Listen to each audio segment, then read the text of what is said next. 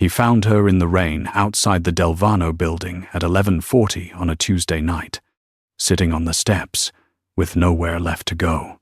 Caio Reeve had been in the building for 2 hours and 40 minutes. The meeting had gone the way these meetings went, when the other side had already decided to capitulate and was spending the remaining time negotiating the terms of the capitulation to preserve some dignity in the collapse. He had let them have that.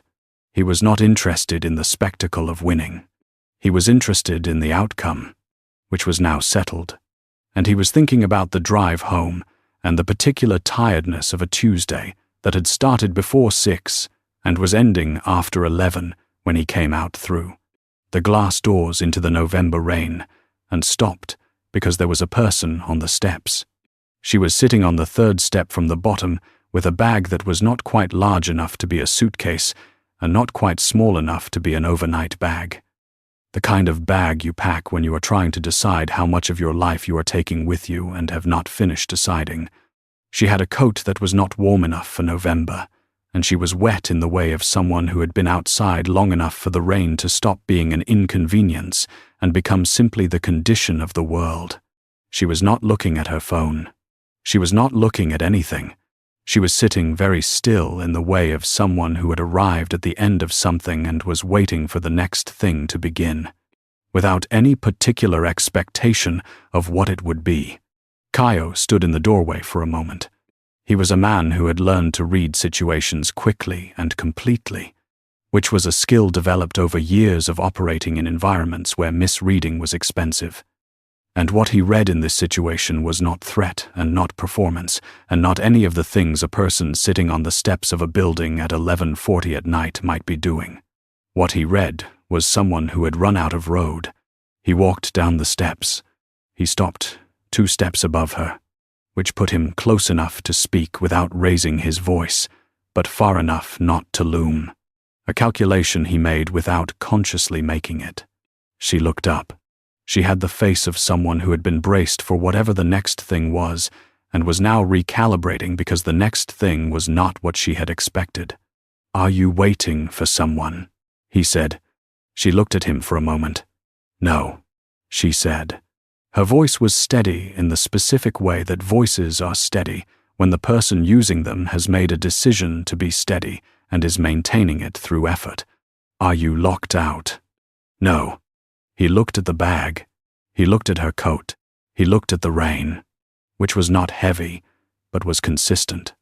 The kind of rain that does not seem serious until you have been in it for an hour. "How long have you been out here?" She thought about it, which was not the response he expected. Most people would have an immediate answer, or an approximate one. She thought about it the way someone thinks about a question they have not been asked before.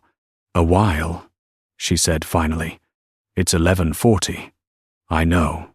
He looked at her. She looked back at him with the particular directness of someone who has nothing left to manage, no performance left to give, and has arrived at a place where the truth is the only thing that doesn't cost too much energy. He had been in enough rooms with enough people to recognize that quality when he saw it. It was rare. "Where are you going?" he said. She looked at the street. Then she looked back at him. "I don't know yet," she said. He stood on the steps in the rain for a moment and thought about the car that was waiting at the curb, with his driver who had been waiting since 9:30 and the apartment that was 12 minutes away, and the fact that he had a meeting at 7 in the morning.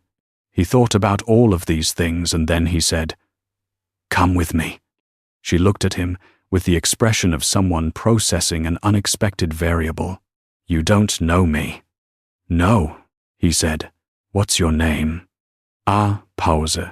Isla. Caio. He picked up her bag before she could object.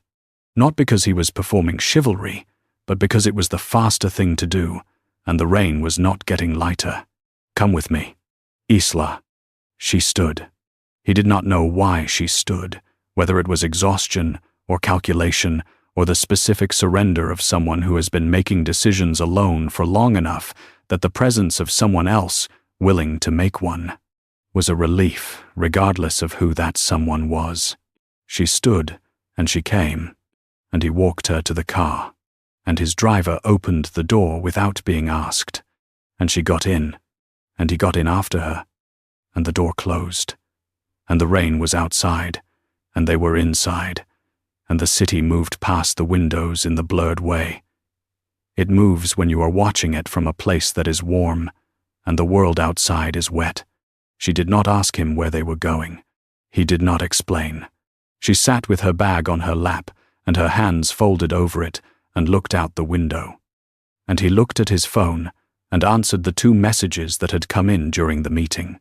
And the car moved through the city with the particular efficiency of a late Tuesday night when the traffic has thinned and the streets belong to the people who are still out, rather than the people who have gone home.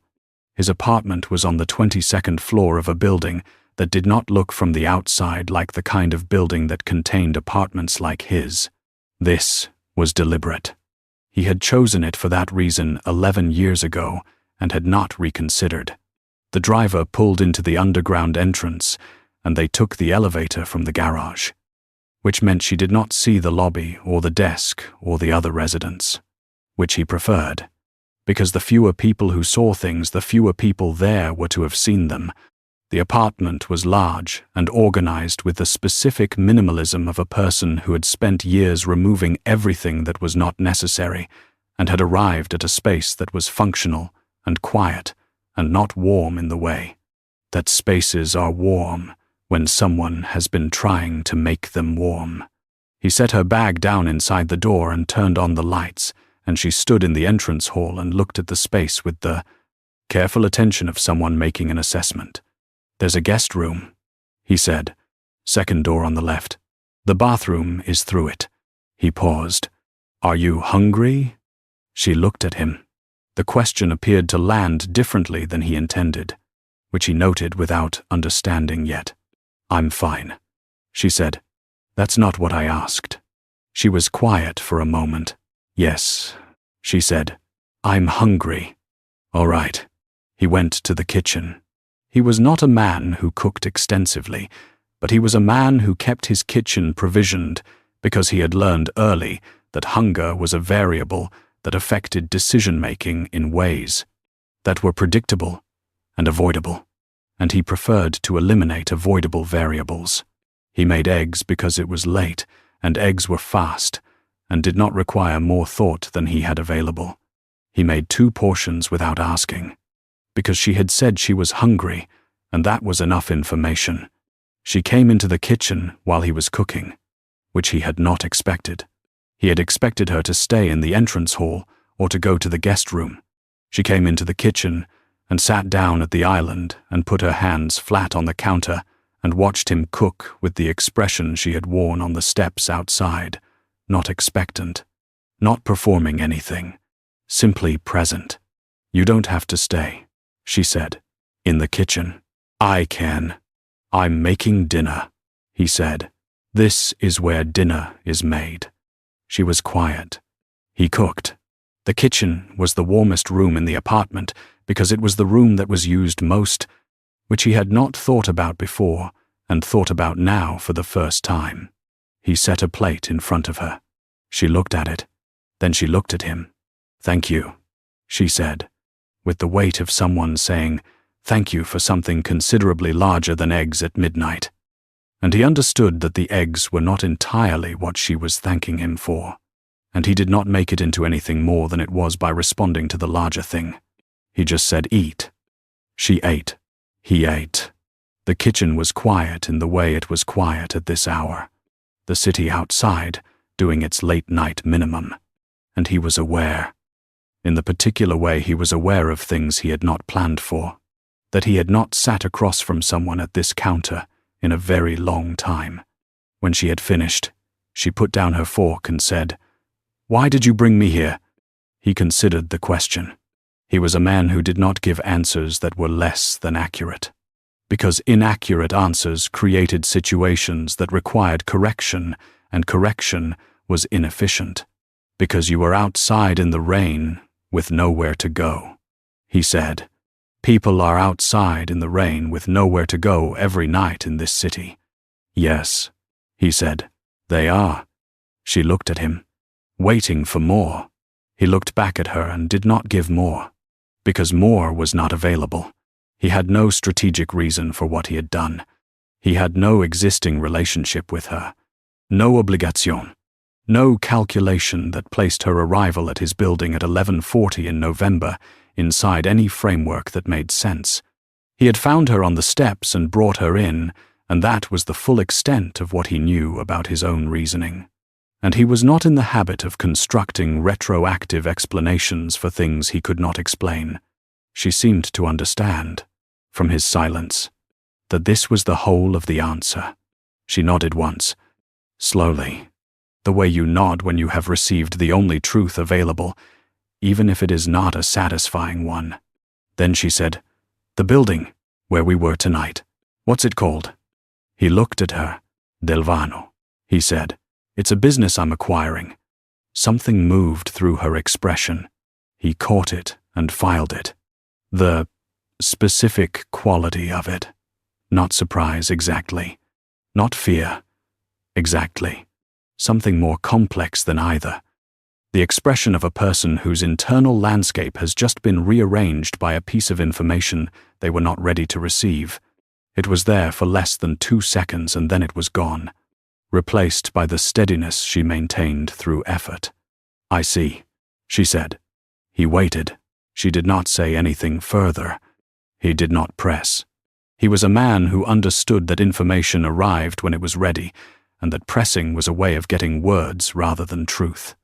And he preferred truth, even when truth was slower. He picked up both plates and took them to the sink. "The guest room has everything you need," he said. "There should be things in the bathroom. If there isn't something, tell me in the morning." He paused.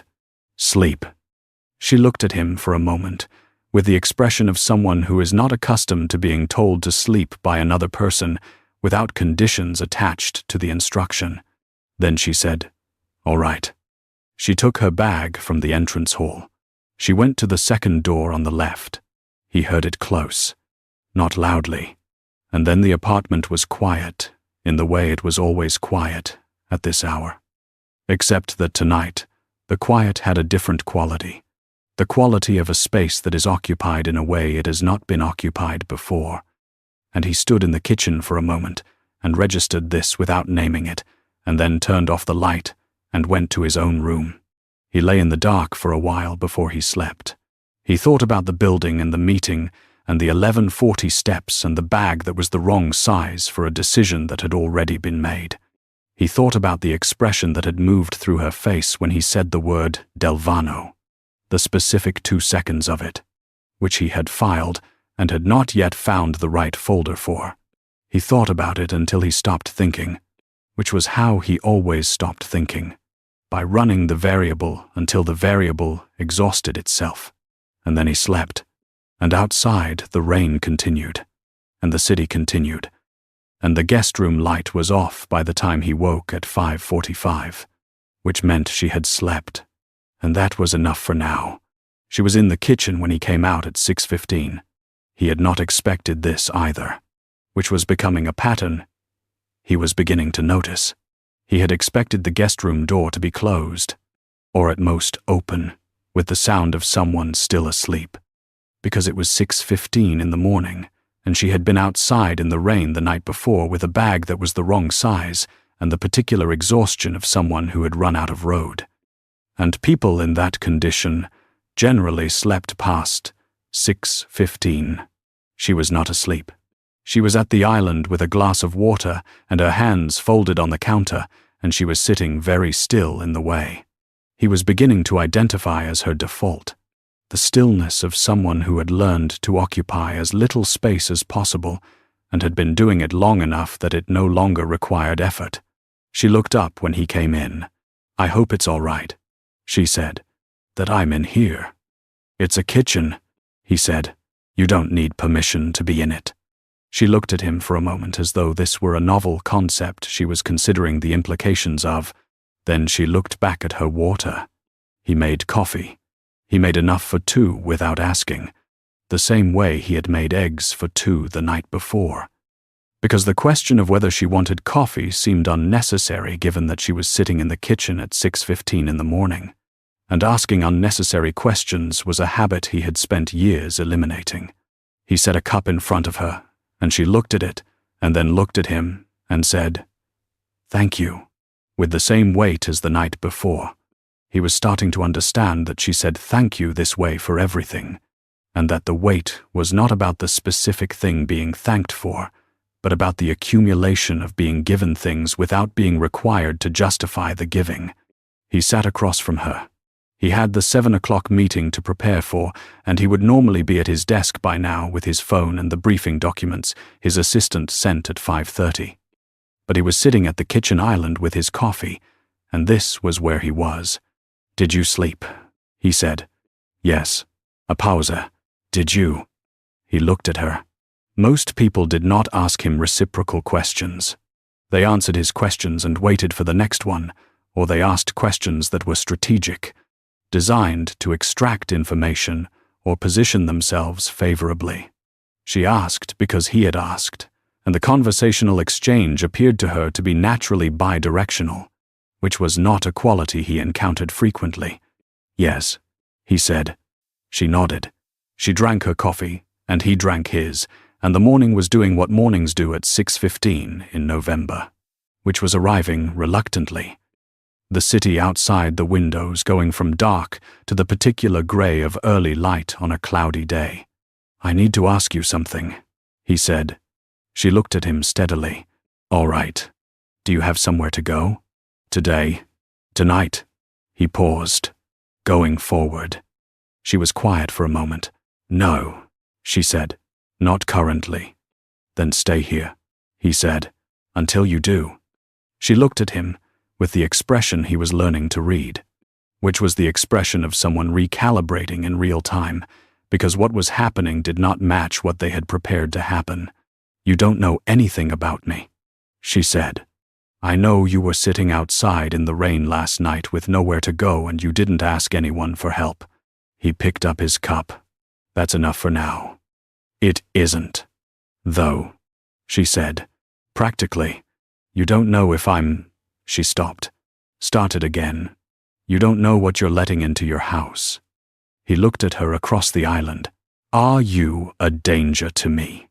"Ah," pause. "No." "Then, I know enough." He stood. "I have a meeting at 7. There's food in the refrigerator. If you need anything, ask Petra. She comes at 8. She takes care of the apartment. She won't ask you questions." He picked up his phone. "Is there anything you need before I go?" She looked at her hands on the counter. Then she looked up.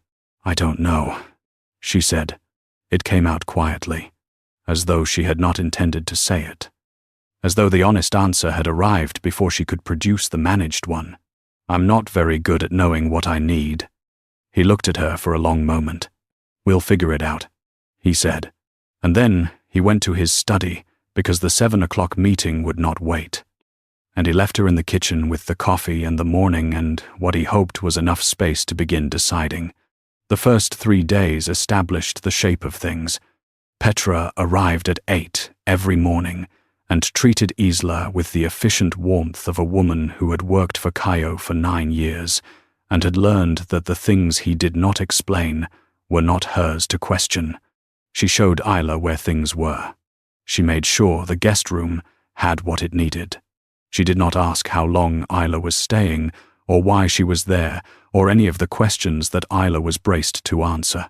The absence of these questions was its own kind of relief, which Isla registered without commenting on. Caio came and went with the schedule of a man whose days were organized around the movement of significant things, meetings, calls, the quiet arrivals and departures that did not announce themselves. He was not absent. He was also not present in the way of someone managing her presence or monitoring it. He was simply in the apartment or not in the apartment. And when he was in the apartment, he sometimes came to whatever room she was in, and sometimes did not. And she was learning that this was not indifference, but the behavior of a person who was comfortable with another person existing in their space, without requiring the existence to be accounted for. She was not comfortable with this yet. She kept waiting for the condition. She kept waiting for the thing she would be asked to do, or be, or provide, in exchange for the room and the food, and Petra's efficient warmth. She had grown up in a house where everything was transactional in ways that were never stated explicitly. Love was available, but it arrived in response to specific behaviors. Approval was the currency, and the exchange rate changed without notice. She had learned to monitor the rate constantly. She was monitoring it now and finding nothing to monitor, which was its own kind of disorienting. On the second afternoon, she was in the sitting room with a book she was not reading when Caio came in and sat in the chair across from her. He had his phone and he was doing something on it, but he was also, she understood, simply in the room. He had chosen this room. She was in it. That appeared to be the full extent of the reason. She put the book down. "Can I ask you something?" He looked up. "Yes. Why do you keep—" She stopped. She was trying to find the right word for what he kept doing, which was being present without requiring her to account for his presence. "You sit in rooms where I am," she said. "You don't have to." He looked at her with the steady, unhurried attention she was beginning to recognize as his primary mode of engagement with the world. "I'm aware. But you do." "Yes." She waited for more. He did not provide more. She understood, for the third or fourth time, that he was a man who said exactly what he meant and nothing additional, and that the nothing additional was not withholding, but simply the absence of things he did not have to say. "I'm not going to disappear," she said. "If that's what you're—" She stopped again. She did not know what she was trying to say. "I know," he said. He went back to his phone. She picked up the book and did not read it, and was aware that this was the most comfortable she had been in a room with another person in a very long time, and she could not explain why, and did not try to. On the fourth day, he asked her what she wanted for dinner. It was a simple question. He asked it on his way through the kitchen, phone in hand, 3 seconds of attention directed at her, before he continued to wherever he was going. She was sitting at the island, and she looked at him, and her mind did the thing it had been doing every time he asked her something about her own preferences, which was go completely, perfectly blank. She had noticed this happening. The first time was when Petra had asked her whether she preferred the blinds in the guest room open or closed in the morning. She had stood in the doorway of the guest room for a moment, looking at the blinds, and had felt the blankness arrive, and had told Petra either was fine, which was the answer she gave to everything she did not know the answer to. The answer that took up no space and required nothing of anyone. Petra had opened them halfway, and that was that. The second time was when Caio had asked her, on the first morning, if there was anything she needed. She had said she didn't know. That had come out honest, and she had been surprised by the honesty, and he had responded as though it were a reasonable thing to say.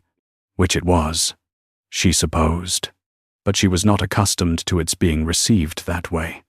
The third time was now. What did she want for dinner? She was 23 years old, and she did not know what she wanted for dinner, and the not knowing felt disproportionate to the question, which was the clue that it was not really about dinner. "I don't mind," she said, which was not the same as either was fine, but was in the same family. Caio stopped. He turned around. He looked at her with the attention he brought to things he was taking seriously, which she was learning to distinguish from the attention he brought to things he was simply registering. "That's not what I asked," he said. The same words he had used when she said she was fine and he had asked if she was hungry. She looked at him. "I don't know what I want," she said, "for dinner." He was quiet for a moment. Then he said, "Think about it. I'll ask you again in an hour." And he left. She sat at the island for the full hour and thought about what she wanted for dinner. It was an absurd use of an hour. She was aware of it being absurd. She thought about it anyway because he had said he would ask again, and she intended to have an answer. And because somewhere underneath the absurdity was the understanding that this was not really about dinner, and she was trying to find out what it was actually about. At the end of the hour, he came back through the kitchen. He did not make a production of it. He simply appeared and looked at her. "Soap," she said. "Something with vegetables. I don't know what kind." He looked at her for a moment. Something in his expression shifted in a way she could not name. Then he said, "All right," and went to the refrigerator and made soup. And she sat at the island and watched him make it. And neither of them said anything for a while. And it was a good silence. The kind that meant something rather than the kind that was simply the absence of noise. The man who came on the 5th day did not introduce himself immediately. He arrived at 3 in the afternoon when Petra had left, and Isla was in the sitting room with the book she was actually reading now rather than holding as a prop. She heard the door. Caio had given her a key that morning without explanation, which she had taken and put in the pocket of the jacket she wore around the apartment because it had no other home yet. And then, voices in the entrance hall, Caio's and another man's. And then the voices moved toward the study, and the study door closed. She did not think about it. She read. She had learned, in the family she had grown up in, not to think about closed doors, because thinking about closed doors was the beginning of knowing things that created obligations she was not equipped to manage. 40 minutes later, Caio came into the sitting room. He sat in the chair across from her. He did not say anything immediately, which she had learned meant he was finding the right words rather than having none. "There's someone I'd like you to meet," he said. "When you're ready. Not now. If you're not." She looked at him. Who?" "A man named Dorian Voss. He handles some legal matters for various business interests in this city." He paused. "He'd like to speak with you briefly about a separate matter. It can wait." She looked at him for a moment. The name was not familiar. The phrase various business interests had the particular quality of a phrase that was technically accurate and deliberately general. And she was developing enough familiarity with how Caio spoke to notice when he was being deliberately general. "What kind of separate matter?" she said. "He didn't specify to me." He looked at her steadily. "I told him any conversation he wanted to have with you would be on your timeline, not his." She absorbed this. He had told a man who had arrived at his apartment for a meeting that the conversation the man wanted to have would happen on Isla's timeline. She did not know what to do with this. "Is he still here?" she said. "He left. He'll be back when you say." He paused.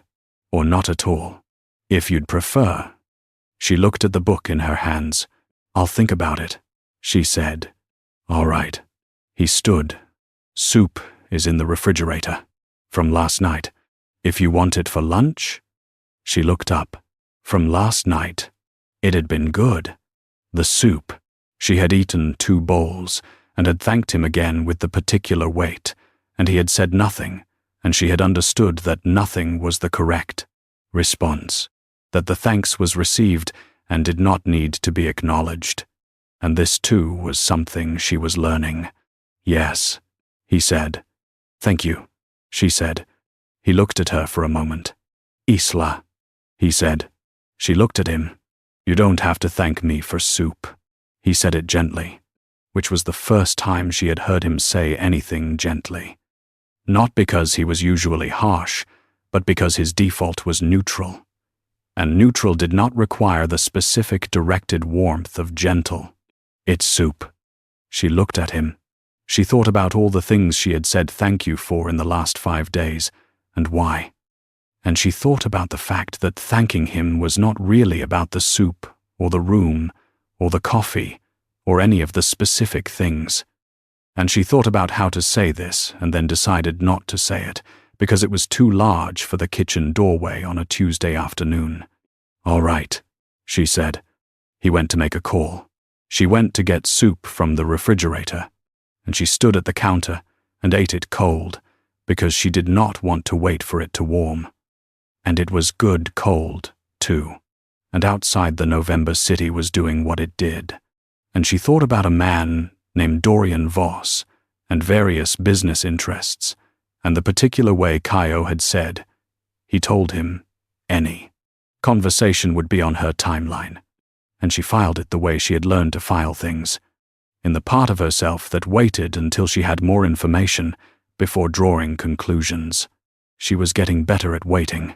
She was also getting better, very slowly, at knowing what she wanted for dinner, which was not nothing. The thing she wanted was for him to stay in the room. She had been in the apartment for 8 days when she understood this clearly enough to look at it directly. He had a habit she had catalogued it without meaning to. The way you catalogue things when you are paying attention and have a great deal of time and not much else to do, of leaving. Not dramatically. Not because anything required him to leave. He would be in the sitting room, or the kitchen, or the entrance hall, and his phone would light up or not light up, and he would stand and move toward the study, or toward the door, or simply to another part of the apartment, and she would be alone again in whatever room they had been sharing. And the room would be exactly as it had been, except that it now had the particular quality of a room that had recently contained someone and no longer did. She had noticed this and had told herself it was irrelevant. He lived here. He had things to do. He was a man whose life was organized around the movement of significant things, and the movement did not pause because she happened to be in the sitting room with a book. She told herself this several times, and it was true every time she told it, and it did not change the fact that she had begun, without deciding to track the moments when he was about to leave, so that she could make her face not show what it showed when he did. On the 8th day, she stopped managing the tracking and looked at what it meant. It meant she wanted him to stay. Not in a way she had language for yet, in the simpler, more fundamental way of a person who had spent a long time in rooms where she was alone, even when other people were present, and who had now been in rooms where she was not alone in that way, and had noticed the difference. She was thinking about this on the 8th evening, when he came through the kitchen on his way somewhere, and his phone lit up, and he glanced at it, and began to move toward the study. She watched him begin to move, and then she said, "Caio." He stopped. He turned. He looked at her with the full attention.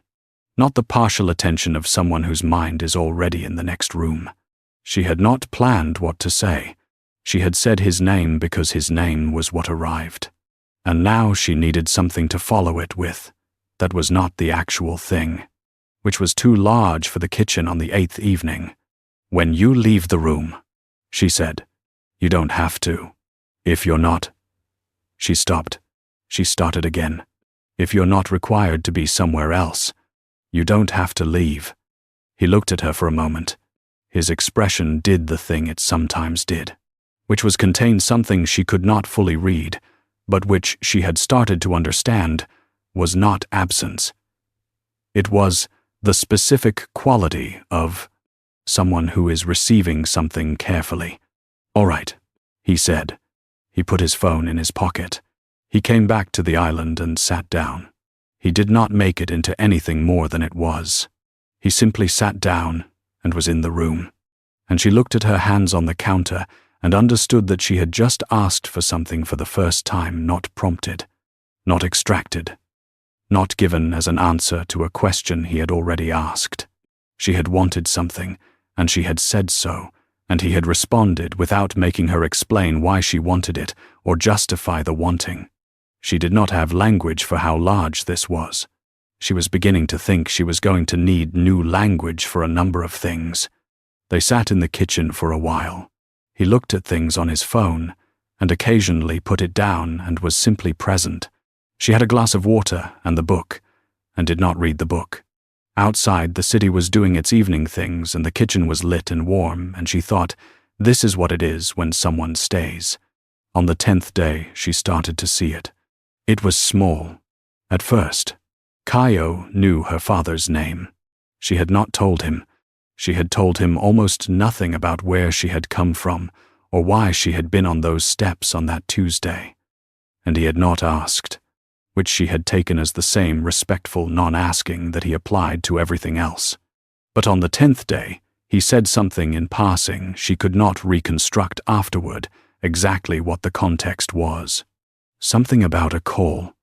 Something about arrangements, and he used the name Gerald as though it were already in the conversation, which it was not, because she had not put it there. She did not say anything. She filed it. On the 11th day, Petra was rearranging things in the entrance hall, which she did periodically with the focused energy of someone who found entropy personally offensive. And Isla was watching from the doorway, and they were talking about nothing in particular. The easy talk of two people who had arrived at a comfortable routine, and Petra said something about the car arrangements. And in saying it, she mentioned that the driver had been briefed on Isla's schedule, her approximate schedule, the times she tended to go out, which were the late mornings when she walked in the park, 2 blocks north, and Isla thought I didn't tell him my schedule. He knows my schedule because someone told him, which means someone has been paying attention to my schedule, which means someone has information about me that I did not give. She filed this too. On the 12th day, she found the connection. She had been in the study. Caio had told her to use it when he was out. He had gestured at the books and the desk and said, "Use whatever you want," which she was still learning to take at face value. And she was at the desk, looking at nothing in particular, when she saw the name on a folder in the tray near the monitor. Delvano Vance, Matter. The folder was closed. She did not open it. She looked at it for the length of time it took to read it twice, which was not long, and then she went back to the sitting room and sat with what she now knew. Vance was her last name. She had not told him her last name. The Delvano building was where she had been sitting on the steps on a Tuesday in November.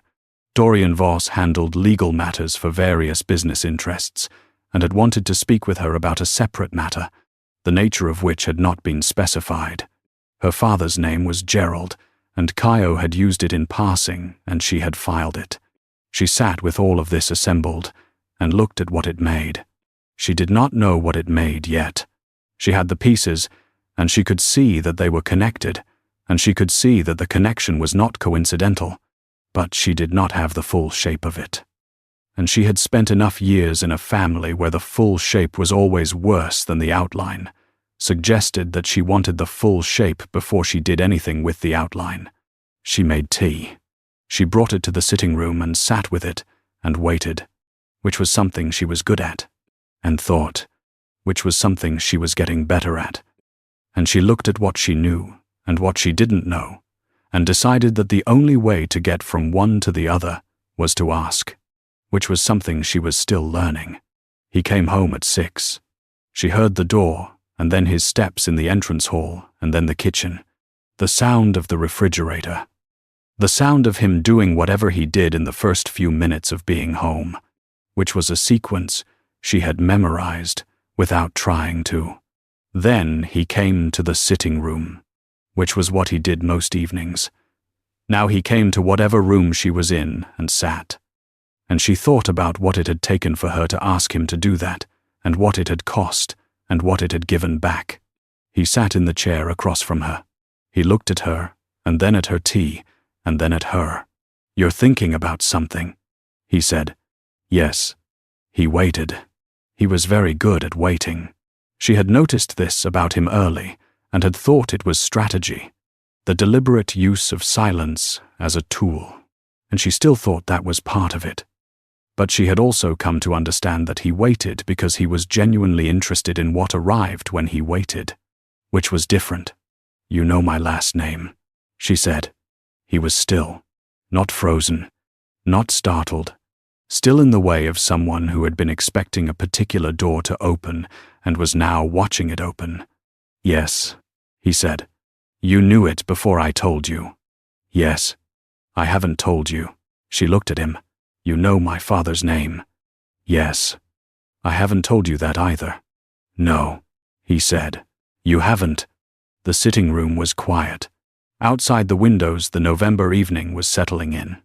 the light going the particular dark blue of early winter, and she held her tea with both hands and looked at the man across from her who was not denying any of it. "Tell me what you know," she said, "about me, about why I was there." He was quiet for a moment, not the waiting quiet, the finding the right words quiet, which she had also learned to distinguish. Then he said, "Your father's name is Gerald Vance. He had a financial arrangement with the Delvano organization that became untenable approximately 4 months ago. The terms of the arrangement included—" He stopped. He looked at her with the expression she had not seen before, which was the expression of a man who is about to say something he does not want to say and has decided to say it anyway because it is true and because she deserves the truth. "The terms included you as a secured interest." She looked at him. "A secured interest?" She said, "Yes." She thought about this sentence and what it contained. She had grown up in a house where everything was transactional in ways that were never stated explicitly. She had spent 23 years being the thing that was provided when the exchange rate required it, and she had not known the exchange had this particular form. He had not known there was a document somewhere with her name next to the word secured. But she also could not say she was entirely surprised, because the shape of it was the shape of everything she had grown up inside, just made explicit. "And you," she said, "you're acquiring Delvano." "Yes." "Which means you're acquiring the arrangement." "Which means," he said carefully, "that I became aware of the arrangement in the course of the acquisition." She looked at him. "When did you become aware of it?" A pause. "Before Tuesday." She absorbed this. Before Tuesday. Before the steps and the rain and the bag that was the wrong size. He had known before Tuesday. He had come out of the building on Tuesday and found her on the steps and brought her home. And he had known before Tuesday what her father had done, which meant he had known on the steps what she did not know until this moment. "You knew," she said, "when you found me." He looked at her steadily. "I knew who you were," he said. "I did not bring you here because of the arrangement. I want to be exact about that. But you knew." "Yes?" She set the tea down. She put her hands in her lap. She looked at the window rather than at him, because looking at him required more steadiness than she currently had available, and she needed what she had for the thinking. She thought about 8 days of being in this apartment. She thought about the coffee made without asking, and the eggs at midnight, and the soup and the key placed on the counter without explanation. She thought about him coming to whatever room she was in and sitting down and being present without requiring her to account for his presence. She thought about times "I'll ask you again in an hour." Times and times, "You don't have to thank me for soup times," and the way he had turned around when she said his name on the 8th evening and come back to the island and stayed. She thought about all of these things, and she thought about the folder in the study and the name on it and the word secured. "What does Dorian Voss want to talk to me about?" she said. "I believe," Caio said, "that your father wants you to come home. That the arrangement has changed in ways that make your presence here inconvenient for Gerald's current negotiations." She looked at him. "Inconvenient how?" "Voss believes that your being here gives me a position in the negotiation that your father would prefer I didn't have." He paused. "He's not wrong about that. The arrangement, as it stands, means that Gerald has an obligation to me that he would like to renegotiate. Your presence here is relevant to that renegotiation." She was quiet for a long time, long enough that the room changed quality around her, the way rooms do when significant time passes inside them. She looked at the window and the dark blue of the November evening, and she thought about being a secured interest, and she thought about a father who had made her into one, and she thought about a man across from her who had known this when he found her on the steps and had brought her home anyway and had spent 8 days asking her what she wanted for dinner. She looked at him. "Did you bring me here because of the arrangement?" she said. He met her eyes. No. Are you keeping me here because of the arrangement? No. He did not qualify it. He did not explain it. He simply said it. The way he said things that were simply true. Then why? She said. Still, tell me exactly. He was quiet for a moment. He turned his coffee cup on the arm of the chair. The quarter turn she had learned was how he thought. Then he said, because you were on the steps and you had nowhere to go, and because in 8 days I have not found a reason to want you to leave. He paused. And because you are the first person in a long time who has asked me to stay in a room simply because they wanted me there. Not because they needed something and I was a means to it. Because they wanted the room to have me in it. He looked at her. That is not a small thing. She looked at him across the sitting room and felt the specific quality of being seen by someone who was not seeing the thing she was useful for or the thing she could be managed into, but was seeing the actual her, whatever that was, however small and still unformed. And she felt it the way you feel. Things you have been waiting for long enough that you have stopped expecting them to arrive. She did not say anything for a while. He did not say anything. The room was quiet, and the city was outside doing its evening things, and she thought about going home, which her father wanted, and she thought about staying, which was the first thing in a long time that she could identify as something she herself wanted, and she thought about the difference. I'm not going to speak with Dorian Voss, she said. Caio looked at her. Not yet. She picked up her tea, which was cold, and drank it anyway. I have some things to think about first. All right, he said. And when I do speak with him, she said, I'll do it alone, not with you in the room. He looked at her steadily. Of course. Because whatever comes out of that conversation, she said, needs to be mine. Not yours. Not my father's. She looked at him. Mine. He was quiet for a moment. Then he said yes. And it was the same yes as the night on the steps. Not a simple affirmation, but the acknowledgement of something larger. Something that did not require elaboration, because the elaboration was already present in the room between them and did not need more words than it already had. Outside, the dark blue deepened. The room was warm. He stayed. Dorian Voss came on a Thursday. She had asked for him on a Thursday, because Thursday was the day Caio had an off-site meeting that ran until 4, which meant she had the apartment to herself from 9 in the morning, which meant the conversation would be hers in the way she had said it needed to be, not with Caio in the study within hearing. Not with his presence in the adjacent room, making her aware of it in the way she was always aware of his presence now, but genuinely alone, just her and whatever Dorian Voss had come to say. She had spent the 2 days between telling Caio she would speak to Voss and Thursday morning doing what she did now when she needed to think, which was walk.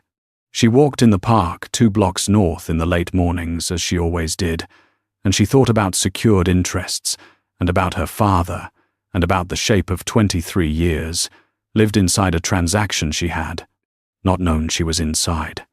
And she thought about what she was going to do with what she knew, and she thought about what she wanted, which was the harder question, and the one she was still learning to ask. She had arrived at some things by Thursday morning, not all of them. Enough. Voss arrived at 10. He was a man in his late 50s with the careful grooming of someone for whom appearance was professional equipment, and the particular manner of a lawyer who had spent decades in rooms where the truth was a material to be shaped rather than a fixed point.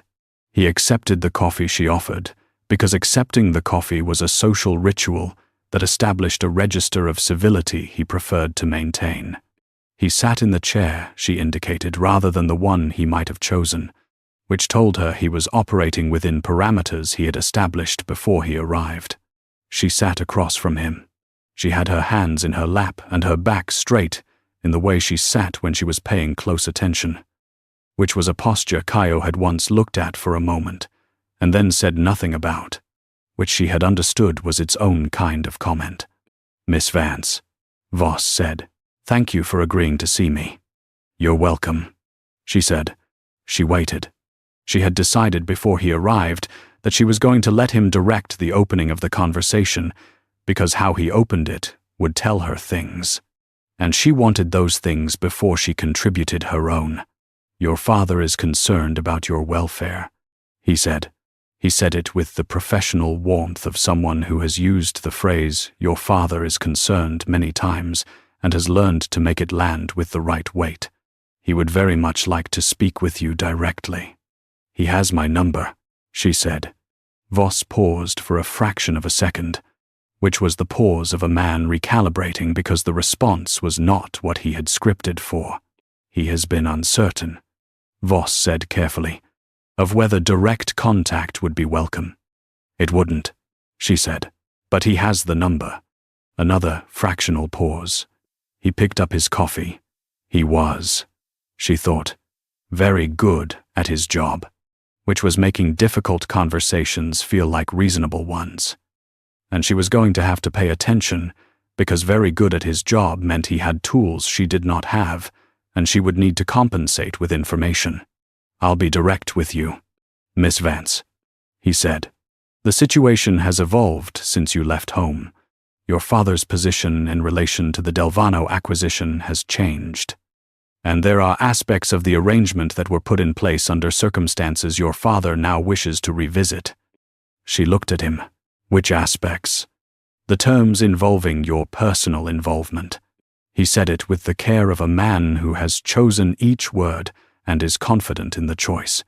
The terms were established under significant financial pressure. Your father understands that they were not ideal.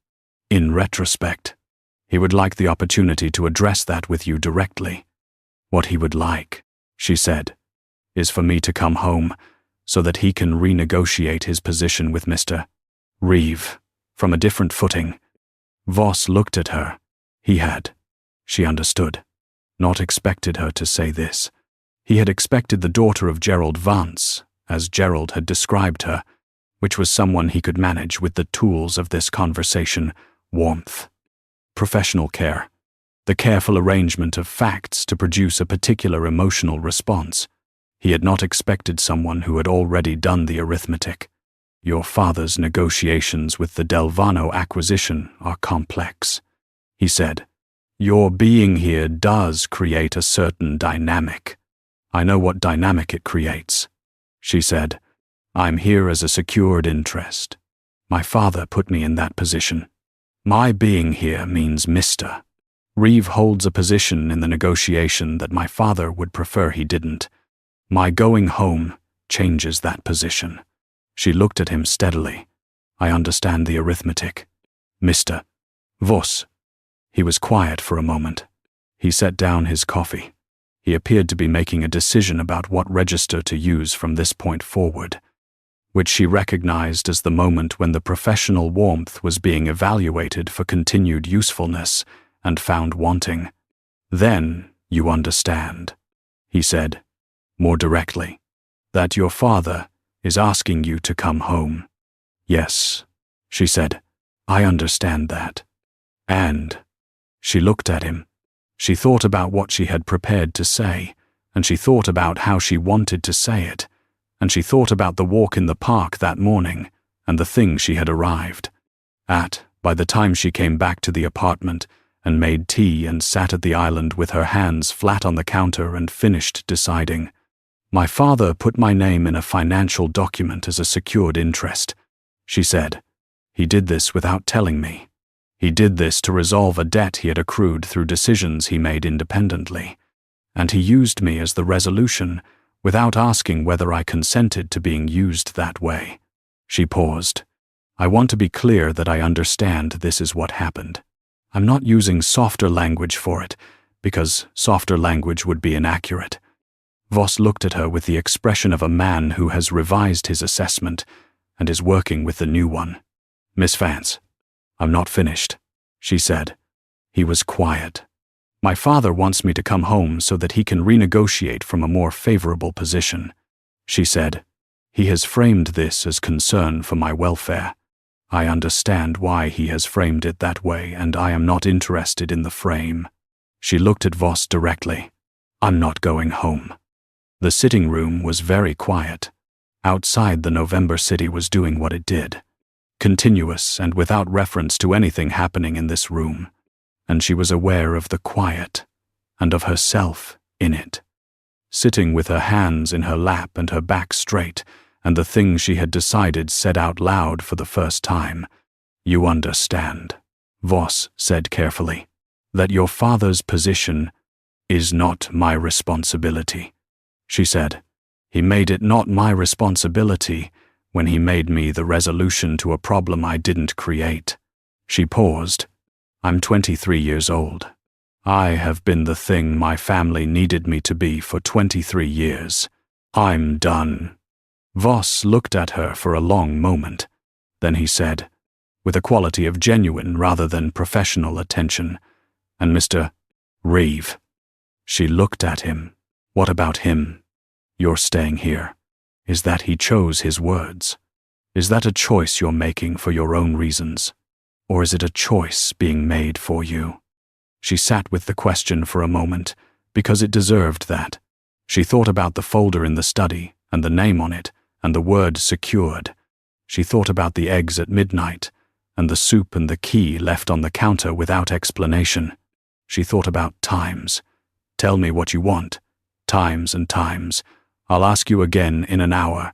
Times and times. That is not a small thing. She thought about Thursday, and the off-site meeting that ran until 4, and the apartment she had been given full use of for the duration of a conversation he had been asked not to be present for. Mine, she said. I'm making it for my own reasons. Voss nodded. It was not a nod of agreement or approval. It was the nod of a man making a note, which was the most honest thing he had done since he arrived. I'll convey that to your father, he said. Please do. She stood, which was how she indicated the conversation was finished, which was something she had observed Caio do and had decided to borrow because it was efficient. Thank you for coming. Mr. Voss. He stood. He had his professional manner back in place, adjusted for the new parameters. If you change your mind, I have your card, she said. She walked him to the door. She opened it. He left. She closed it, and the apartment was quiet, and she stood in the entrance hall for a moment, with her hand on the door and her forehead very nearly, resting against it. Not quite, just close enough to feel the cool of it. And she breathed. She had not shaken. She had not cried.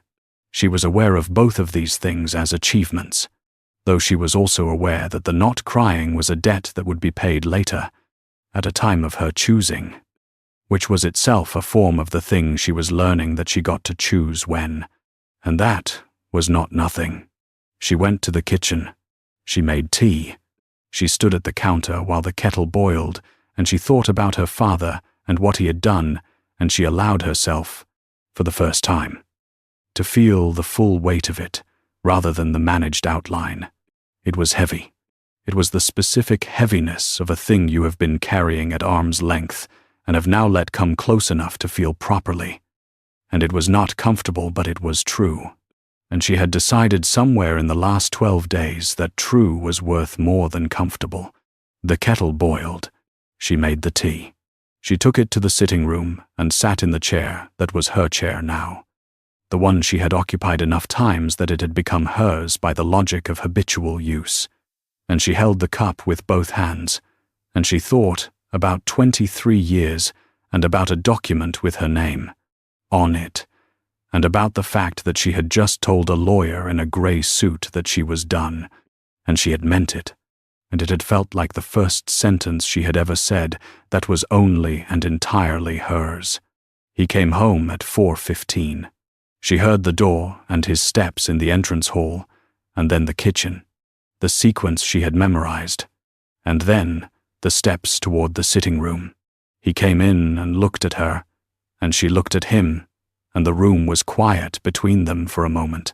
How did it go? He said. She thought about the question. She thought about what she had said to Voss, and what Voss had said to her, and what she had done with it, and what she had felt, standing in the entrance hall with her forehead nearly touching the door. "He told me my father wants me to come home," she said. "Yes." He sat in the chair across from her. "What did you tell him?" "That I'm not going." He looked at her. She looked at him. He did not say anything immediately, which she had learned meant he was receiving something rather than responding to it, giving it the space it required before he did anything with it. "Are you all right?" he said. It was such a simple question. She had been asked it before, many times, by many people, and the answer had always been yes, because yes was the answer that ended the question and let everyone return to what they were doing.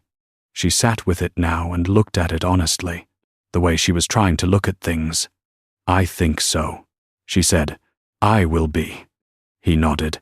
He did not push for more, and he did not fill the space with reassurance that she was fine, which she had observed was what most people did when someone said, "I will be." They rushed to confirm it, to close the distance between the present state and the fine state, as though the distance itself were the problem, rather than something that needed to be traveled. He simply nodded and let the "I will be" stand as the true thing it was. "He asked me something," she said. "Voss." She looked at her tea. "He asked whether staying here was my choice or a choice being made for me." Caio was quiet. "I told him mine," she said. "I told him I'm staying for my own reasons." "And is that true?" he said. Not a challenge. The same quality as all his questions, genuine, interested in the actual answer rather than the available one. She looked at him across the room. She thought about what her own reasons were and whether she could say them and whether she had words for them yet. She thought about the sitting room and the kitchen and the park 2 blocks north and the thing she was slowly, imperfectly learning to do, which was know what she wanted. "Yes," she said. "It's true." He looked at her with the expression she had been trying to name for 12 days and had finally, sometime in the last hour, found a name for. It was the expression of a man who is being careful with something he values and knows is not yet fully his and does not want to claim before it is ready to be claimed. "All right," he said. "But I have a question," she said. "Ask it." She looked at him directly.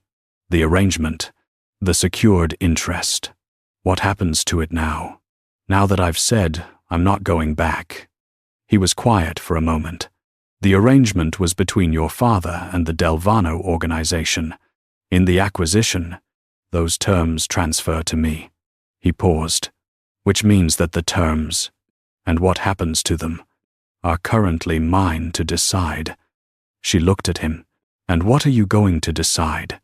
He looked at her across the sitting room and said, "I'm going to dissolve them. All of them. The debt, the terms, your name in the document." He said it simply, the way he said things that were simply true. "I should have done it before now. I was." He stopped. "I was uncertain of what dissolving them would mean, whether it would change something between us that I didn't want changed." She looked at him. "How would it change something?" "Because while the terms exist," he said carefully, "you are here in part because of them, whether you know it or not, whether I brought you here because of them or not. They are a structural fact. When I dissolve them, you will be here for no reason other than because you have chosen to be." He paused.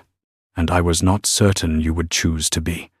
She sat with this for a long moment. She thought about structural facts, and about what it meant to be somewhere for no reason other than choice, and about how long it had been since she had been anywhere for that reason. She thought about the question she had been asking herself since the sitting room on the 8th evening, and the answer she had been arriving at slowly and imperfectly, and not yet completely. "Dissolve them," she said. He looked at her. "Not because they're making me stay," she said. "Because they're making you uncertain. And I'd rather be here without the structure than have you uncertain about whether my being here is real." She looked at him steadily. It's real. The sitting room was very quiet. The November afternoon was outside the windows doing what November afternoons did, going from light to the particular grey of early dark. And the room was warm, and she had her tea. And across from her was a man who had found her on steps in the rain and brought her home and spent 12 days asking her what she wanted and staying in rooms when she asked him to, and he had just told him her being here was real, and he was looking at her with the careful expression of someone who has just received something they have been hoping for and is making sure they have received it correctly before responding to it. "All right," he said, the same words, a different weight than every other time he had said them. She drank her tea. He sat with her. Outside, the grey deepened toward dark, and neither of them said anything for a while, and it was the best kind of quiet. The kind that was full rather than empty. The kind that meant everything that needed to be said had been said, and what remained was just the two of them in the room, which was, she was finding, more than enough. 3 weeks after, Dorian Voss came and went. Isla made breakfast. This was not the first time she had made breakfast. She had made breakfast several times in the 3 weeks since Thursday. Learning the kitchen the way she was learning other things, incrementally, with attention to what worked and what didn't, revising as she went. She had made eggs twice and toast more times than that, and once, on a Sunday when Caio was home all day, and the apartment had the particular quality of a Sunday that has nowhere to be, she had made something more involved. A Spanish omelette that she had learned from a video on her phone, and executed with the concentration of someone taking a thing seriously. And Caio had eaten it across the island from her, and said it was good in the way he said things that were simply true, without performance. This morning was different from those mornings in a way she was aware of without fully having language for yet.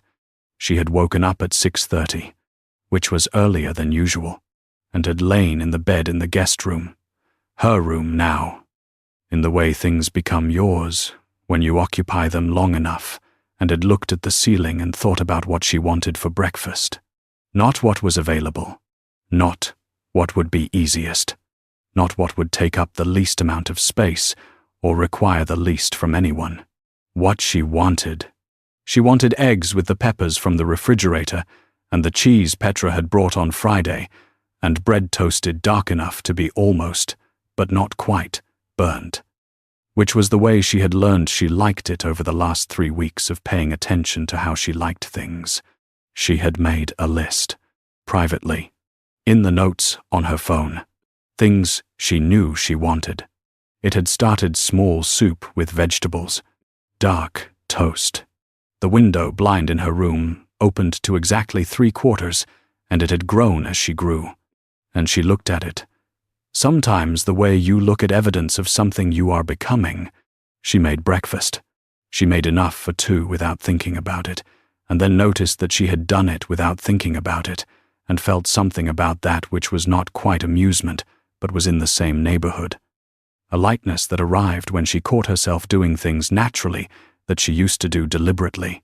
Caio came out at 6:50, which was earlier than usual, and stopped in the kitchen doorway. The way she had come to understand was how he stopped when something was different. He looked at the island. He looked at her. He sat down. She put the plate in front of him. He looked at it. He looked at her. He said, "You made breakfast." "Yes," she said. She sat across from him with her own plate. He looked at the eggs and the peppers and the cheese and the toast that was almost, but not quite burnt. He picked up his fork. "What made you want to make breakfast?" he said. She thought about the question. She had been practicing thinking about questions before answering them, rather than producing the available answer, which was a habit Caio had instilled without trying to, simply by asking questions and then waiting, genuinely, for what she actually thought.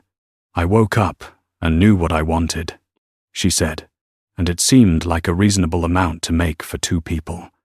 He ate for a moment. Then he said, "The toast." "Dark," she said, "not burnt." How did you know I liked it that way? She looked at him. I've been watching. He put down his fork. He looked at her across the island with the expression she had named 3 weeks ago and which she understood better now, which was the expression of a man who is being careful with something he values and is deciding whether the time has come to stop being quite so careful.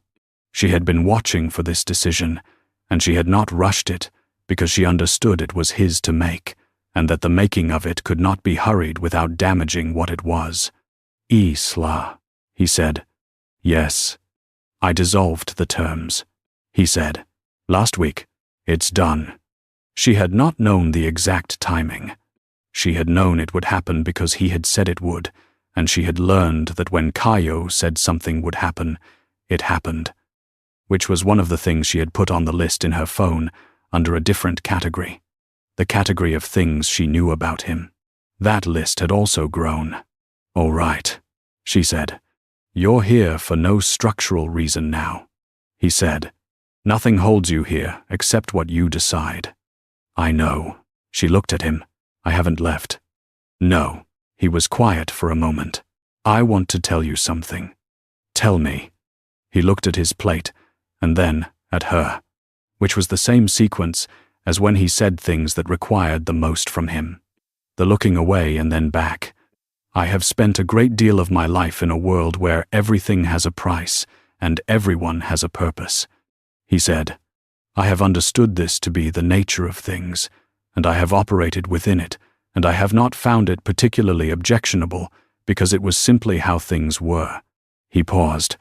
And then I came out of a building on a Tuesday in November and found someone sitting on the steps for no purpose and with no price, and I brought her home, and I have been learning, in the weeks since, what it is to have something in my life that is simply here because it wants to be. He looked at her steadily. You have changed the quality of things. I want you to know that. She sat with this for a moment. She thought about how to receive it in a way that was proportionate, that did not make it smaller than it was, or larger than it was, but simply let it be what it was, which was a true thing, said by a person who did not say things that were not true. I want to tell you something too, she said. Tell me. She thought about how to say it. She had been thinking about how to say it for several days. In the park, in the mornings and in the evenings, in the sitting room and lying in the bed in her room, looking at the ceiling. And she had not found perfect words because she was not sure perfect words existed for this, and she had decided that the imperfect true words were better than the perfect unavailable ones. I came here with nothing, she said, not just practically. I came here not knowing what I wanted or what I liked, or what I thought about most things. I knew what was expected of me, and I knew how to provide it, and I did not know that those were different from knowing myself. She looked at him across the island. The dark toast between them and the eggs with the peppers and the November morning outside the windows, doing what November mornings did. In 3 weeks, I have learned that I like toast dark, and that I want windows open 3/4, and that I like walking in the mornings more than any other time of day, and that I find it easier to think in the kitchen than anywhere else, and that I want. She stopped. She took a breath. I want to be in the rooms you're in, not because I need to be, because the rooms are better when you're in them. He was looking at her. She had said it, and it was in the room now, and she felt the slight particular vulnerability of having said a true thing and not yet knowing what the true thing would do once. It was out in the air, and she held it, and did not take it back. I'm not very good at this yet, she said, at knowing what I want and saying it. I'm practicing. I know, he said. I've been watching. She looked at him. Something in her chest did the thing it sometimes did now. In the evenings, when the room was warm and he was in it, which was a loosening, a release of something she had been holding without knowing she was holding it. She had not had language for it the first time it happened. She had language for it now, approximately, though it was still new enough that she held it lightly. What are you going to do today? She said. He looked at her. The question was ordinary. It was the question of a person who is in a life with another person and is curious about the shape of their day. It was the kind of question she had never asked anyone before, because asking it required assuming your interest was welcome, which required knowing that you were allowed to be interested, which required a foundation that she had been building, carefully, for 3 weeks. He looked at her as though he understood all of this, which she thought he probably did, because he paid attention in the way of someone for whom paying attention was a primary mode of being in the world. "I have a meeting at 9, he said, "and calls in the afternoon, and I'll be home by 6. He paused. "What are you going to do?" She thought about it. She thought about the park and the morning and the list on her phone and the things she was slowly becoming that she did not yet have full names for. "I'm going to walk," she said, "and I want to go to the bookshop on the corner. I've been looking at it every time I pass, and I haven't gone in. Why not?" She considered this. "I think I was waiting until I knew what I wanted to look for." She said, "I know now." He looked at her. "What do you want to look for?" "Books about architecture," she said. "I've been looking at the buildings on my walks, and I want to understand what I'm looking at." She paused. "And a novel. Something long. I want something I can be inside for a while." He nodded. He finished his eggs. She finished hers. They sat at the island with the empty plates between them and the morning outside the windows and the apartment around them, which was the apartment she had come to with a bag that was the wrong size on a Tuesday in November, and which was, she understood now, the first place she had ever been that felt like a place she had chosen. Not because of the apartment, because of what happened inside her in the apartment, which was the slow, imperfect, a real process of becoming someone who knew what she wanted and said so and trusted that the saying was allowed. He stood and took both plates to the sink, the way he always did, and rinsed them. And she watched him do it and thought about the things on the list under things she knew about him, which included the way he rinsed plates and the way he turned his cup 1/4 when he was thinking, and the way he came to whatever room she was in the evenings. And she thought about adding this morning to the list, the dark toast, and what he had said about the quality of things, and what she had said back. He dried his hands. He looked at her. "I'll see you at 6, he said.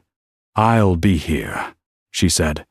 He went to get his jacket, and she sat at the island for a moment after she heard the door and the apartment was quiet around her.